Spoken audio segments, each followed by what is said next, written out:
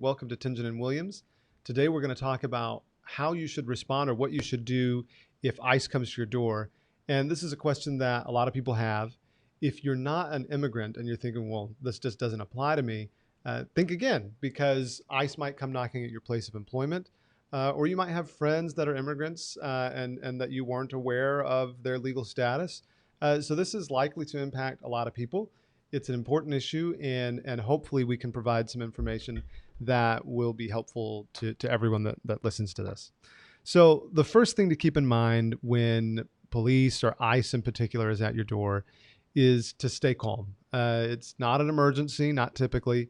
It's important to just remain even-keeled, level-headed, breathe. That's good advice.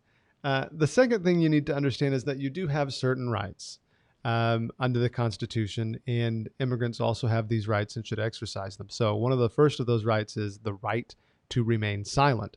So you don't have to give up lots of information about yourself.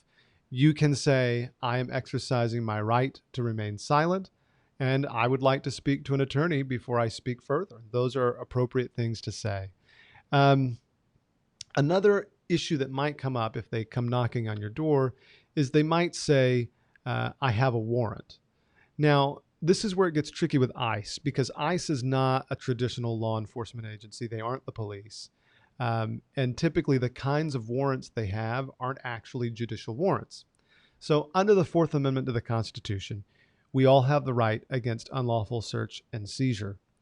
And the only way you can get around that aspect or overcome that Fourth Amendment right, if you're a law enforcement officer, is with a judicially signed warrant. Now, in ICE lingo or in immigration lingo, some documents are called warrants, but they aren't judicial warrants. So for example, a warrant of removal or deportation is a form I-205, but that's not a warrant that would allow them to overcome Fourth Amendment protections against search and seizure, which means an I-205 or a warrant for deportation or removal does not give an ICE officer permission to enter your house. And so you don't have to open the door. You don't have to let them into your house.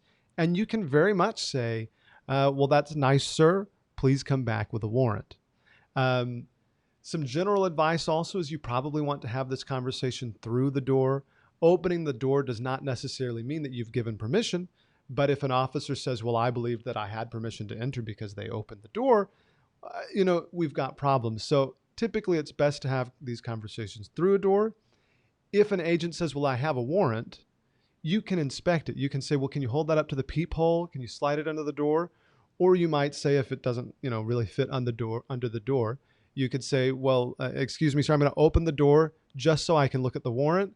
I do not consent to you entering my home.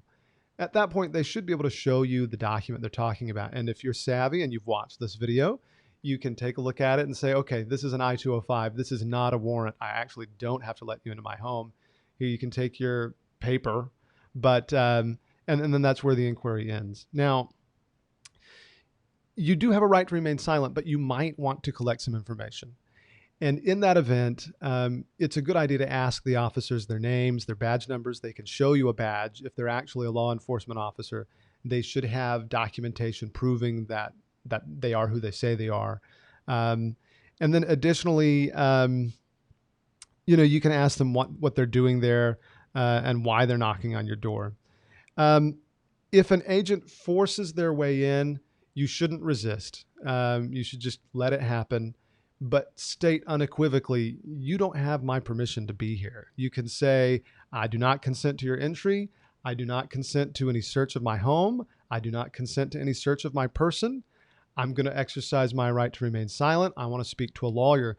These are all normal things that you can say to law enforcement. Now, if you have a specific circumstance, say you're on probation or parole, or you have other interactions with law enforcement, or if they have some kind of exigent circumstance, some of what we've talked about may not apply in your specific case. However, and so you might not be able to keep them out of your house. However, you always have that right to remain silent, that right to get counsel. And so it's a good idea to exercise those rights in situations where you're not sure what's happening. So again, this is how you should respond when ICE comes knocking at your door, if they do.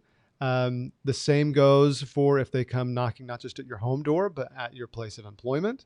and maybe you work with immigrants, and so you might be unsure of your rights at a place of employment, but the same rights apply at home or at work. And so if you have any more questions about what to do when ICE comes knocking, you can give us a call at Tingen Williams, 804-477-1720, or you can look over our many articles online at tingenwilliams.com. Thank you for listening.